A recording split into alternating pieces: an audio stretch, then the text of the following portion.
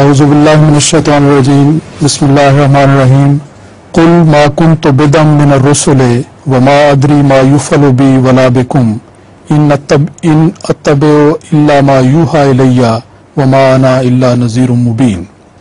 The translation is, say, I am no new messenger, nor do I know what will be done with me or with you in this life. I do but follow what is revealed to me, and I am but a plain warner. Huzur, could you kindly explain to us what is meant by bid'an min ar-rusul?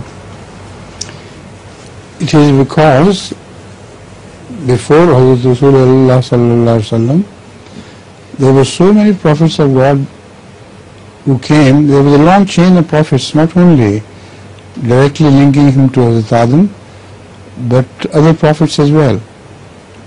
And those who opposed them, they met the same fate. So he said, I don't know personally what may happen to you, but I'm following Allah's revelations. And He knows.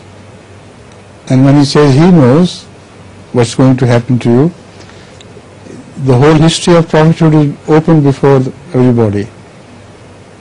The entire history of prophethood before tells you, warns you again and again and again that you are going to be harshly treated by Allah if you treat His prophets harshly.